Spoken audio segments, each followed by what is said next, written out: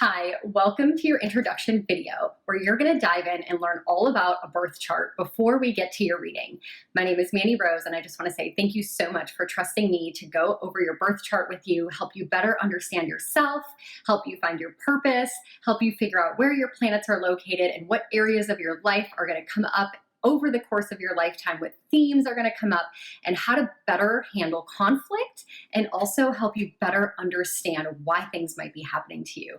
I love doing birth chart readings because we can answer so many questions, help you make sense of the chaos, and also help you navigate future life circumstances. But before we're able to dive into your 1 hour birth chart reading, I want you to better understand what this chart means and have a basic concept of what we're going to be looking at so that when your 1 hour comes with me, we get to dive right in and we don't have to waste any time talking about the technicalities. So I'm going to make this video short. We're going to go over the houses and what they mean. We're going to go over the planets, and we're also going to look at what specific areas we're going to be looking at your chart and what they mean. You can always come back and reference this video after we do your birth chart reading so that if you have any questions or can't remember what we talked about, this video will give you a lot more clarity and also help you do further research as you go down your astrology journey. Get out a pen and paper and let's dive right in.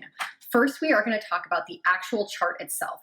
When we do your birth chart reading, I'm going to send you an email prior to your reading where it's going to have a picture of your individual birth chart. It's going to look a lot like this.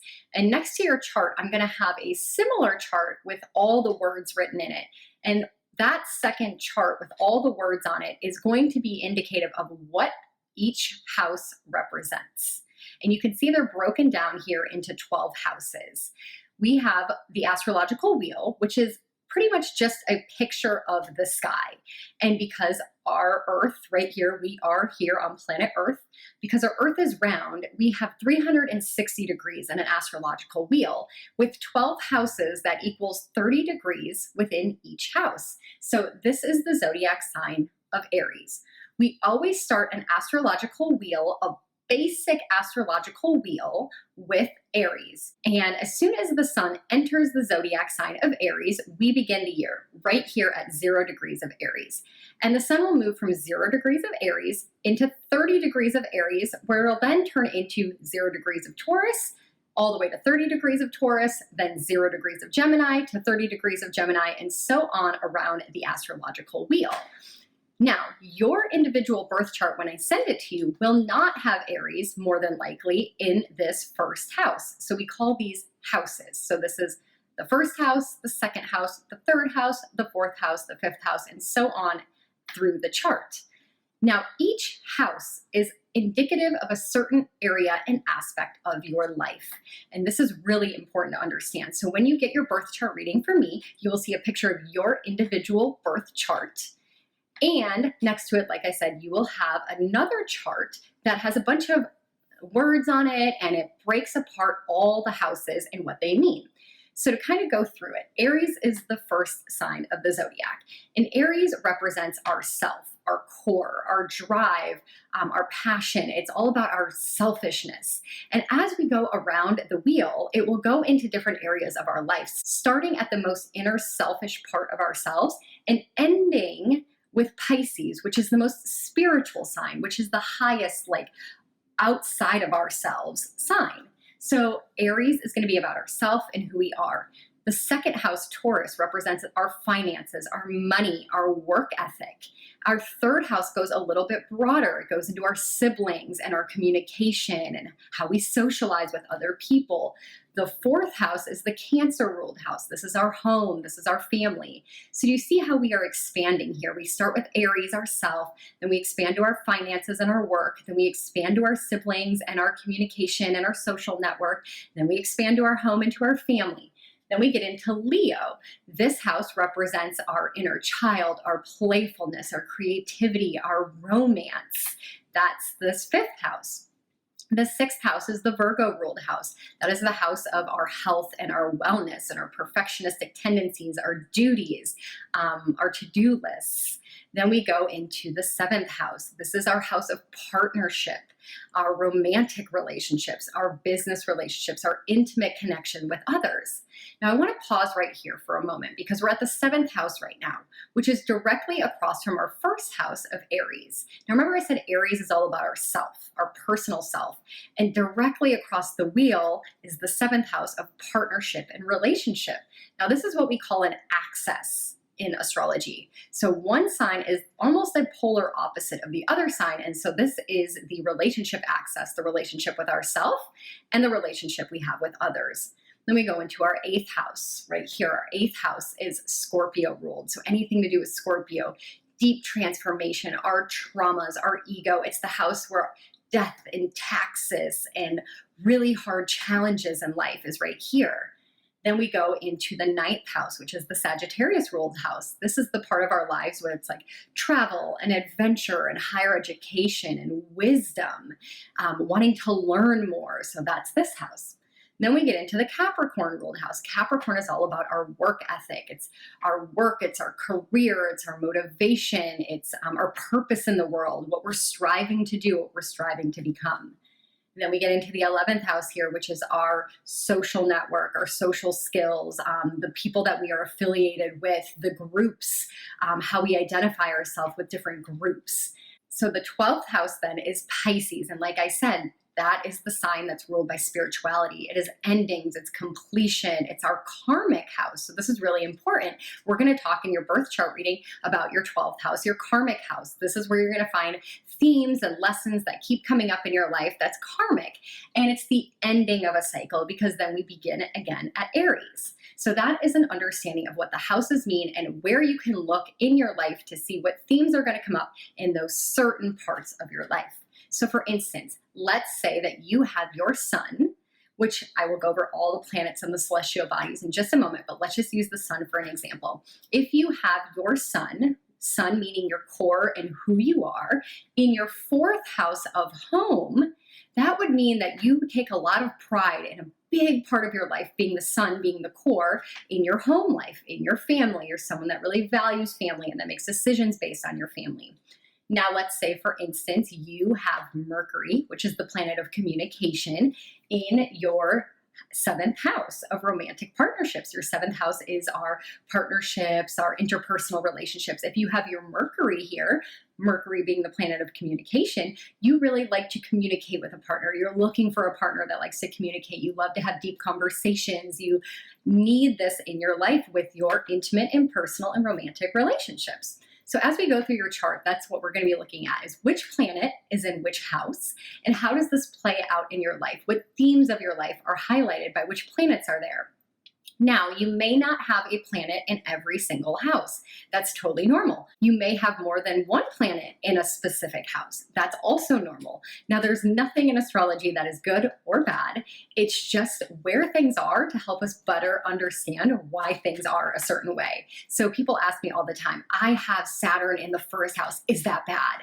Or I have Venus in the 7th house. Is that good? Again, this is all energy. Everything to do with astrology is just energy. Nothing is good and nothing is bad. It's just helping you better understand yourself so that you can also become the best version of yourself.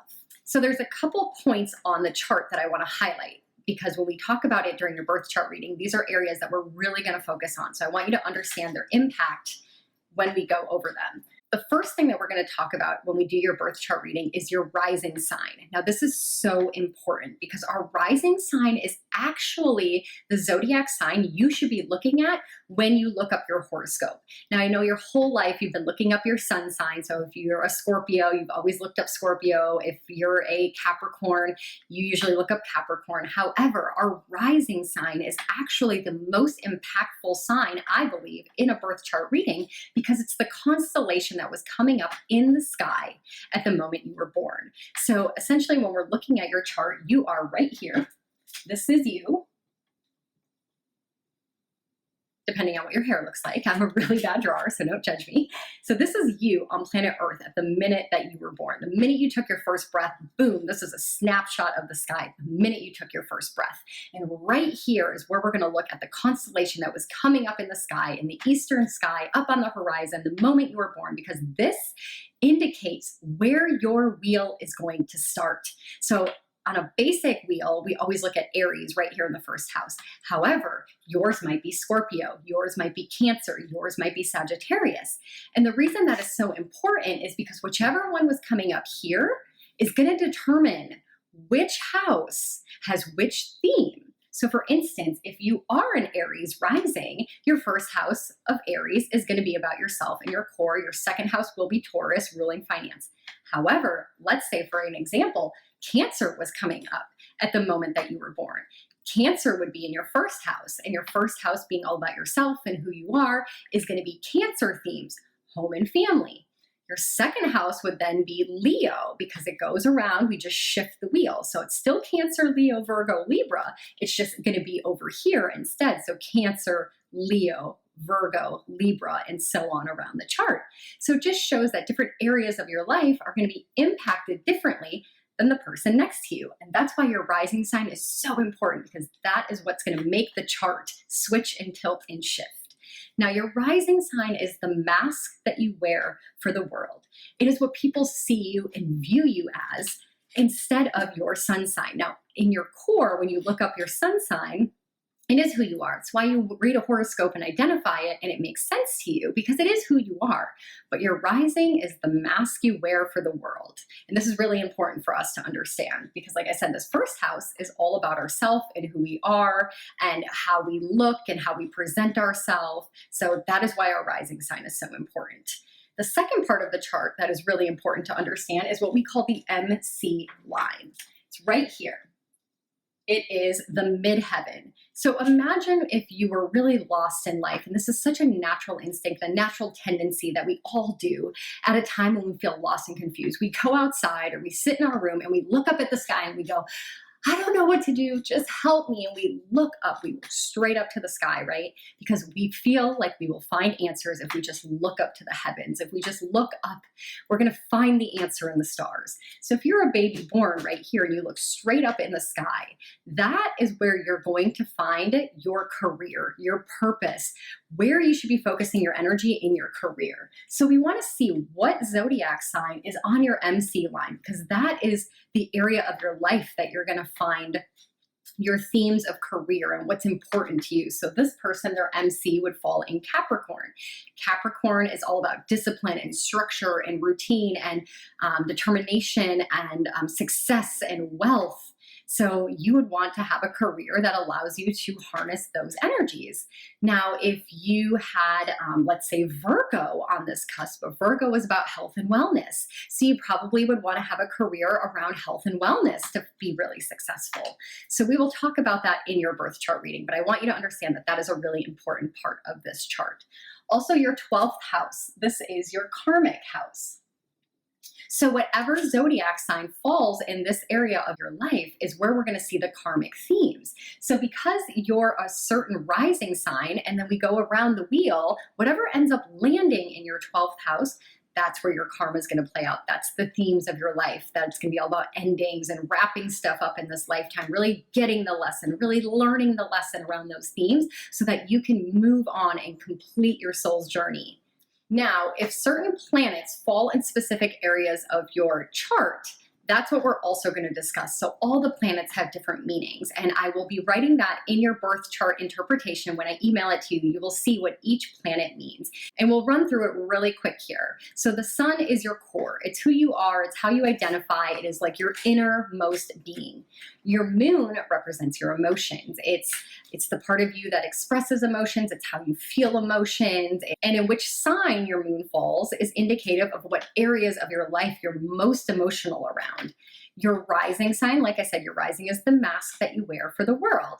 Your Venus is how you love. It's beauty. It's value. It's what you value. It's what you identify with. It's your artistic abilities and talents.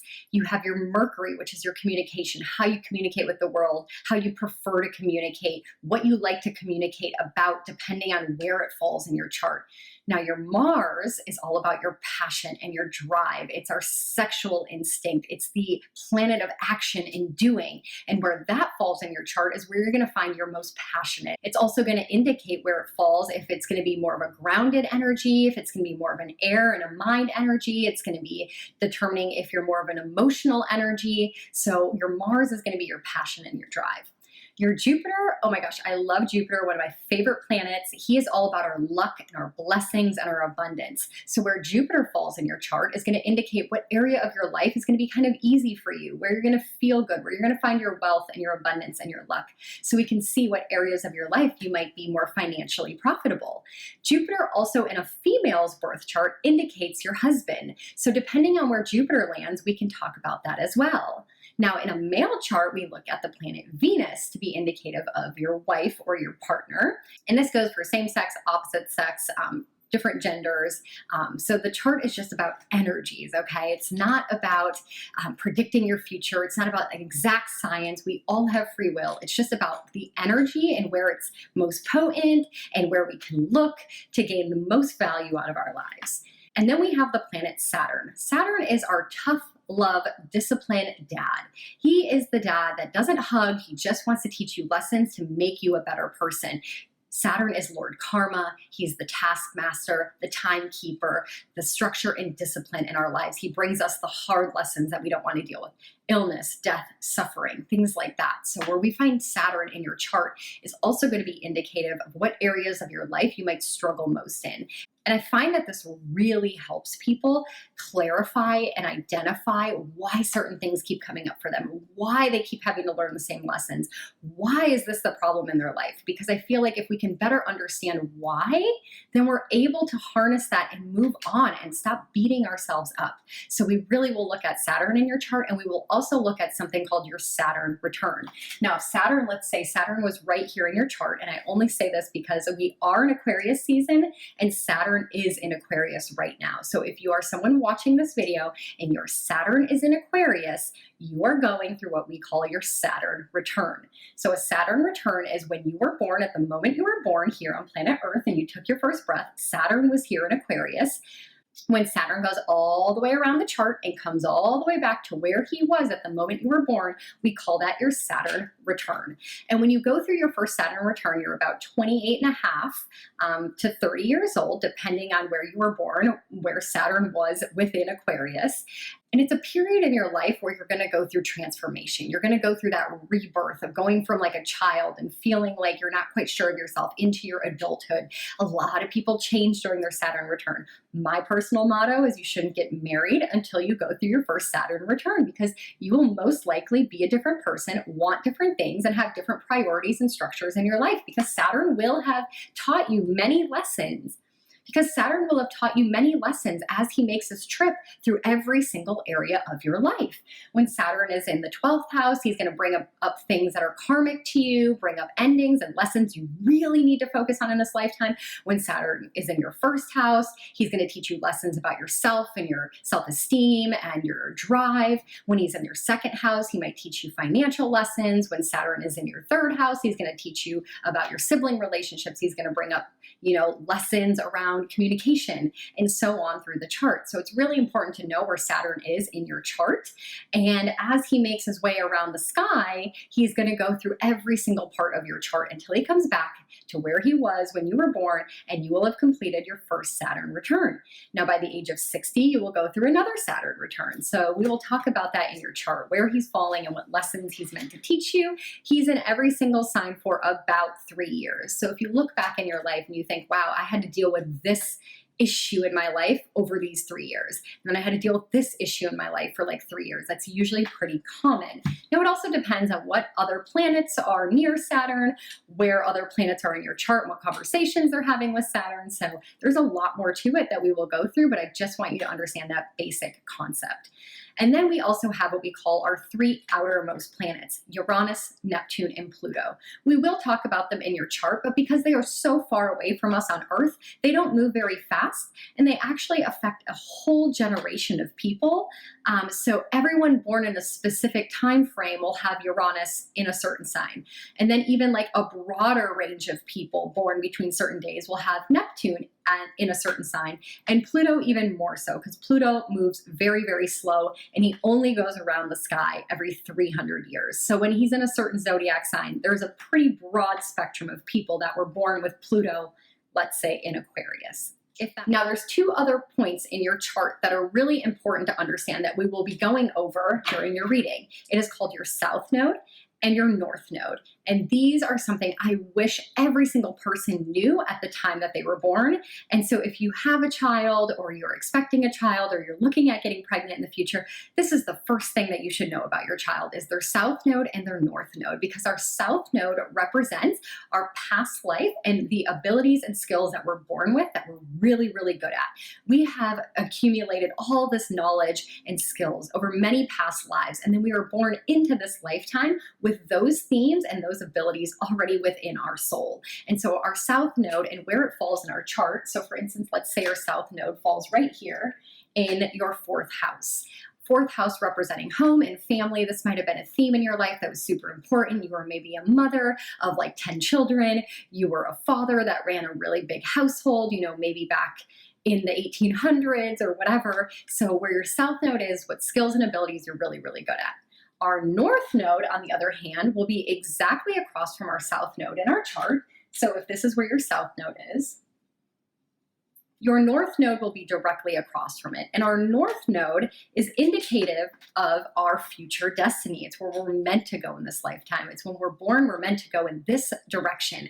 And it's the skills that we're unfamiliar with. It's the things that we're not like gravitating towards, but we need to learn how to harness it. And if we do so, we're going to find a lot of blessings, and our soul's growth is going in that direction. So it's where it's uncomfortable and it's where it's unfamiliar, because we want to stay near our South Node. We want to stay home where it's safe and what we know, but we're here to grow and we're here to learn. And so if you knew that when you were young, you would be less hesitant to take those risks and go out on a limb. So depending on where your North Node falls is where we can find your future destiny, your purpose, what you're here, what you're meant to do, what you're meant to learn, the struggles, that you need to overcome to get to your North Node. So it's like your own personal North Star.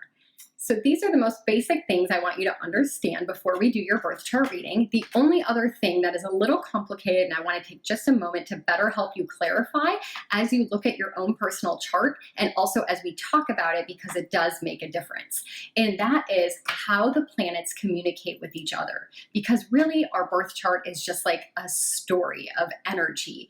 And when we can see how one planet is talking to another planet and how they're helping each other, how they're communicating with each other, then we can better understand what part of our life is going to be really either harmonious or maybe more of an obstacle. So for instance, the first alignment that we have is what we call a conjunction. These are really beautiful. When you have two planets that are really close to each other in your chart, it's what we call a conjunction. So let's say, for example, you have your sun right here. This is the sun. And then you have your Venus. Well, let's do a big V for Venus. You have Venus and you have the sun next to each other or near each other. So let's say the sun was at 26 degrees and your Venus was at 25 degrees of Scorpio. That's close enough for us to call that a conjunction. So when you look at your birth chart and you look under the planets and you see that one planet's in Scorpio and another planet's in Scorpio, go ahead and look at the degrees. That's the little numbers that you're going to see in the chart. And how close are they? Now, if Venus was at 2 degrees, and the sun was at 26 degrees, well, that's not quite conjunct, so they're maybe not fueling off each other so tightly, but they're still amplifying that zodiac sign of Scorpio. So they're playing off each other, but they're not super intense. So conjunctions are just energies really playing off each other and really highlighting. Anytime in astrology you see a lot of activity or action going on in one area of the chart, it's saying, hello, open up your eyes and pay attention because there's a lot of energy over here. So if you had a bunch of planets over here and nothing over here, then we would know, oh gosh, okay, this is really something going on in your life that we need to pay attention to.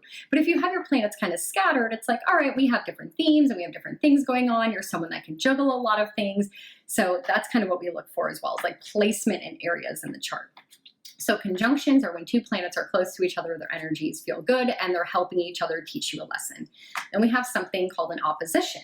So that's kind of like what I was saying right here with the North and the South Node. It's what we call oppositions. It's when one planet is having a direct conversation with another. They're in different areas of the chart saying, hey, okay, I'm going to do something over here, and this planet's doing something over here. And they're kind of teaching each other something, and they're having a really good conversation and helping you learn polarity, helping you learn to be on one side of the spectrum in a healthy way and being on the other side of the spectrum in a healthy way. So it's kind of like a tug of war in helping you kind of gain balance in a certain area of your life. And then we also have something called a square. Now, when we see squares in your charts, we know that this is a tough energy. This is a challenge. This is a struggle. This is something that's kind of more volatile. And a square is when you have one planet in a certain area of the chart, and then you have another planet in your chart that makes a 90-degree angle. 90-degree angles are squares, and they are hard energies. It's when the energy kind of like smacks into each other in a hard angle. And that's when we know to pay attention to those areas like, okay, if you have Venus in a square with your Mars, that means Mars being passion and drive and your sexual instinct. With Venus, your love and beauty. So you're always gonna have these struggles with the way that you love and your own personal passion and drive, if that kind of makes sense. So we will look at your squares, we'll look at your oppositions, and we will look at your conjunctions. There's also alignments called trines and sextiles and grand squares and grand T's and lots of other things. And it's kind of way up here. So in your basic reading, we're just going to go over like the most important aspects. And then down the road, we can do another reading and you will learn more as we go on and on and on. So I hope that this was super helpful. I cannot wait to dive into your own personal chart. Write down a couple questions that you really want to know more about. If you were a little confused on anything that we talk about, go ahead and write that down as well so we can go over that right at the beginning of your reading, and then we can dive right into your own personal planets, the aspects they're making, what areas of your life are highlighted, what your purpose is, and so much more. I cannot wait. You can clearly tell that this is a passion of mine. I could talk about my chart, your chart, charts all day long, and I hope that you learn a lot more. Make sure you tune into my YouTube channel where I'm going to talk about the full moons, the retrogrades, new moons, different zodiac seasons, because in there I also talk about the chart, which is going to help you better understand what it means and help you better understand your own personal birth chart. And also in those videos, I talk about what degrees each astrological event is happening at. So for instance, when we have a full moon, you might have a full moon like today. Let's say there's a full moon today, and that full moon was occurring at 0 degrees of Aquarius and 0 degrees of Cancer. They were directly across from each other. Now, if you have a planet that's at 1 degrees or 2 degrees of Aquarius, that is going to be impacted by that full moon, because you could take the chart of today and lay it right on top of your own personal birth chart. And if there's an astrological event happening, and you have a planet sitting there, it's really important to know that. For instance, if there's a Mercury retrograde happening, let's say right here, this is Mercury, and he's doing a retrograde over this part of the sky, and you have your Venus right here in your wheel over that same part of the sky. When Mercury goes retrograde and he goes retrograde over your Venus, your love planet, you're going to have a lot of issues coming up with communication with partners. Maybe your ex comes back. So these are things I teach on the YouTube channel. So make sure you subscribe, because you're going to learn so much more as you go on. So thank you so much again. Feel free to watch this video a couple times, take notes, and then we will chat during your birth chart reading very soon.